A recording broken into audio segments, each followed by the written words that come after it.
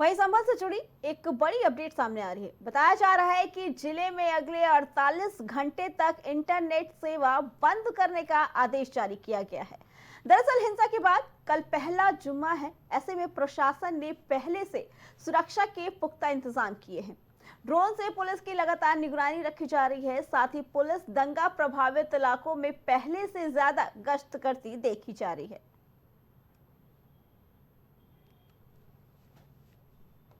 बता दें कि ये फिर अपडेट सामने आया कि संभल हिंसा में पहले ही इंटरनेट सेवा बंद कर दी गई थी, लेकिन क्योंकि कल पहला जुम्मा है, जिसको लेकर सुरक्षा के और भी पुख्ता इंतजाम किए हैं। पुलिस ने चप्पे चप्पे पर नजर रखी है, ड्रोन से भी नजर रखी जा रही है। इसी पे आगे जानकारी देने के लिए हमारे साथ हमारे संवाददाता अब्दुल वाजिद जुड़ चुके हैं। अब्दुल, कल हिंसा के बाद पहला जुम्मा होने वाला है संभल में। इसको लेकर काफी तैयारियां भी की गई हैं पुलिस के जरिए। क्या कुछ कड़ी तैयारियां की गई हैं, बताइए।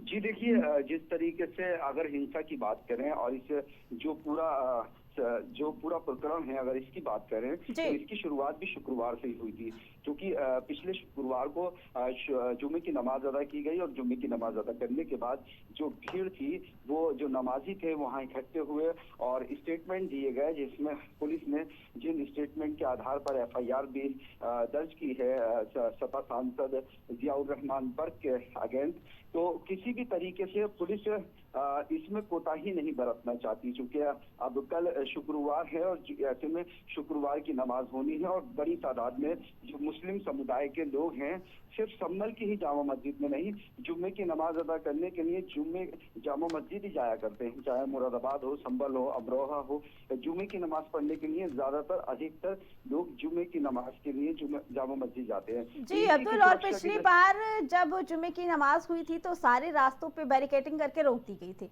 सिर्फ एक रास्ता खोला गया था जिसमें नमाजी जा रहे थे, लेकिन इस बार जब हिंसा हुई तो उसमें कहीं ना कहीं मुस्लिम पक्ष का ही नाम आ रहा है कि उन्हीं ने ही हिंसा भड़काई। क्या लगता है कि ऐसे में पुलिस का क्या रवैया रहेगा?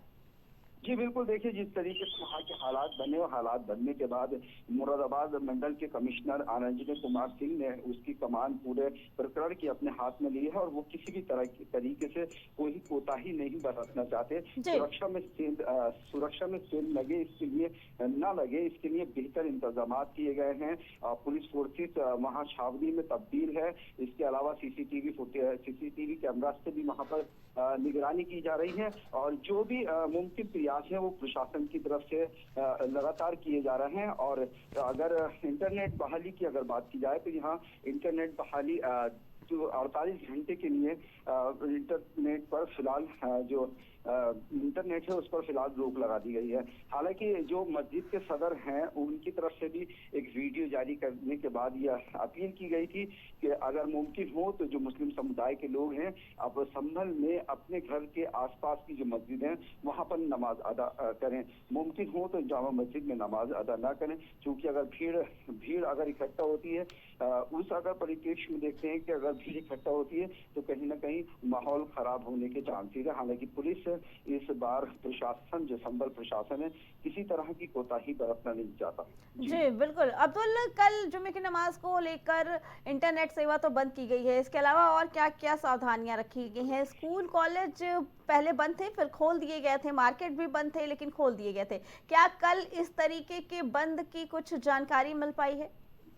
जी देखिए, संभल प्रशासन के जिस तरह से आदेश हैं 1 दिसंबर तक बाहरी किसी भी राजनीतिक पॉलिटिकल पार्टी या सामाजिक संगठन के आने की पर पूरी तरीके से पाबंदी लगी हुई है। इसके अलावा जो स्कूल कॉलेजेस थे वो खोल दिए गए। हालांकि जो मस्जिद का जो दायरा है उसके आसपास कड़ी सुरक्षा व्यवस्था है और इसके साथ ही धारा 144 बीएनएस की 163 जो धारा है वो लगी हुई है और पुलिस वहाँ पर चप्पे चप्पे पर पुलिस तैनात है। जी अब्दुल, आपका बहुत बहुत धन्यवाद। तो कल संभल हिंसा के बाद पहला जुम्मा पड़ने वाला है। जुम्मे की नमाज के लिए भारी संख्या में मुस्लिम समुदाय के लोग आने वाले हैं, ऐसी जानकारी मिली है। लेकिन इसको देखते हुए पुलिस प्रशासन ने सुरक्षा के पुख्ता इंतजाम किए हैं, ड्रोन से निगरानी रखी गई है और काफी चप्पे चप्पे पर नजर रख रही है।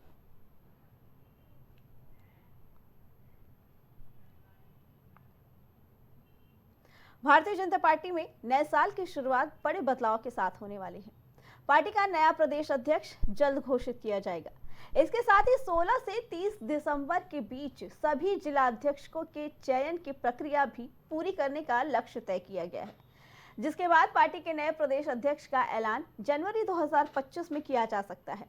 अब देखना ये होगा कि क्या क्षत्रिय मुख्यमंत्री और जाट प्रदेश अध्यक्ष के बाद अब भाजपा दलित, पिछड़ा वर्ग या ब्राह्मण में से किस पर दांव लगाती है।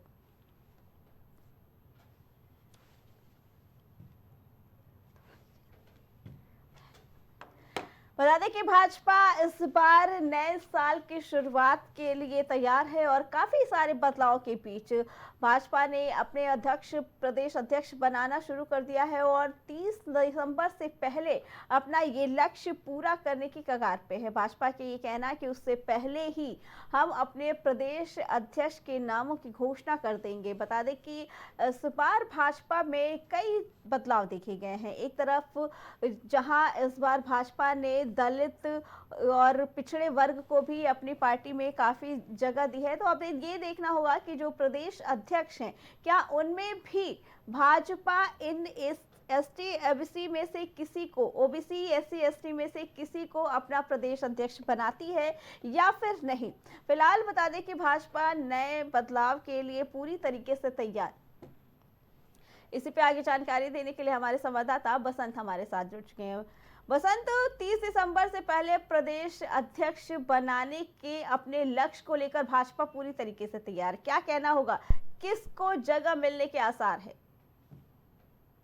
जिस तरह से 2024 का लोकसभा जो चुनाव हुआ उसमें जो जिले के जिलाध्यक्ष थे, कहीं ना कहीं वहां पर कुछ जिलों के जिलाध्यक्ष अच्छा प्रदर्शन वहां के नहीं कर पाए, प्रत्याशी वहां के आ रहे, तो उसको लेकर के भी पार्टी में काफी मंथन चला था कि वहां के जो जिलाध्यक्ष हैं उनको भी बदला जाएगा, साथ साथ ओबीसी जो जिला प्रदेश अध्यक्ष हैं उनको भी बदलाया जाएगा। उसको लेकर के पार्टी ने हाई लेवल मीटिंग भी की है और साथ ही जो जिलाध्यक्ष है उनकी भी सूची जिलेवार मांगी जा रही है कि कौन कौन से जिलाध्यक्ष को कमान सौंपी जाए, जिससे 27 का चुनाव और बेहतर हो सके और वहाँ पे जो प्रत्याशी भारतीय जनता पार्टी की तरफ से जो खड़े किए जाए उनको जिताया जा सके। तो फिलहाल इन सारे तमाम मुद्दों को लेकर के एक बार फिर से बीजेपी हाईकमान की मीटिंग हुई और साल के शुरुआत में चाहे वो प्रदेश अध्यक्ष हो चाहे वो जिला अध्यक्ष हो, सबको बदलने की कवायद होगी। उसमें इस बार देखा जाएगा कि ऐसा तो नहीं है क्योंकि दलित वर्ग है चाहे पिछड़ा वर्ग है, उसको लेकर के भी पार्टी सोच रही कि ऐसा प्रदेश अध्यक्ष बनाया जाए ताकि जो पिछड़ा वर्ग है और दलित बिरादरी को भी जोड़ सके। तो कहीं ना कहीं बड़े बदलाव देखने को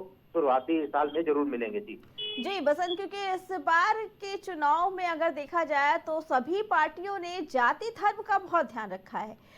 जो इस बार का चुनाव ही हुआ है इस तर्ज पे, क्या लगता है कि जहां एक तरफ भाजपा में जाट और ब्राह्मणों का, ठाकुरों का बोला जाता है कि भाजपा में बोलबाला है, क्या इस बार प्रदेश अध्यक्ष के लिए वो दलित, पिछड़ा या ब्राह्मण में से किसी को जगह दे सकती है? देखिए, इस बार का चुनाव जो 24 का चुनाव हुआ था उसमें जो बीजेपी की सीटें कम आई हैं लोकसभा चुनाव में, कहीं ना कहीं देखिए उसका फायदा सपा को और सपा गठबंधन कांग्रेस को जरूर मिला था। तो इस बार भाजपा यही चाहती है कि जो प्रदेश अध्यक्ष बने या तो पिछड़ा वर्ग से हो या दलित वर्ग से हो।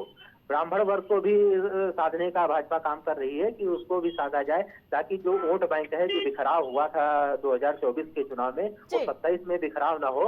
उसको लेकर के कहीं ना कहीं पार्टी के हाई लेवल पे मीटिंग भी चल रही है और जो जिलाध्यक्ष बनाए गए थे उसको लेकर भी मीटिंग चल रही है कि आखिर जिले पे कमान वोट बाहुल्य को देखते हुए किसको दी जाए कि जो 27 का परिणाम आए वो फिर से भाजपा के पक्ष में हो। जी बसंत, अगर नामों की चर्चा की जाए तो क्या इन जातियों में किसी नाम की चर्चा है कि पिछड़ा वर्ग से कौन हो सकता है, ब्राह्मण से कौन हो सकता है या दलित से? क्या इस तरीके के नामों की जानकारी मिल पाई है? देखिए, अगर नामों की बात की जाए तो बीजेपी में ये नहीं कहा जा सकता है कि एक ही किसी का नाम चल रहा है, चाहे वो अभी पिछड़ा वर्ग से, क्योंकि केशव प्रसाद मौर्य का बड़ा चेहरा है, पिछड़ा वर्ग से उनको भी प्रदेश अध्यक्ष बनाया जा सकता है क्योंकि वो संगठन कार्यकर्ताओं के लिए हमेशा खड़े रहते हैं। साथ में अगर बात की जाए ब्राह्मण बाहुल्य की तो लक्ष्मीकांत वाजपेयी वो प्रदेश अध्यक्ष रहे, उनको भी फिर से कमान सौंपी जा सकती है। तो वो तमाम सारे ऐसे नाम है उनको, लेकिन ये तय करना हाईकमान का काम है कि आखिर कमान किसको सौंपेगी, 27 में कौन सा चेहरा कारगर होगा वोट बैंक के लिए, भाजपा उसको प्रदेश अध्यक्ष बनाएगी। जी बिल्कुल। जी बसंत, आपका बहुत बहुत धन्यवाद। तो अब देखना ये होगा कि भाजपा नए साल में नए अध्यक्ष के लिए क्या नए और बड़े बदलाव करने के लिए भी तैयार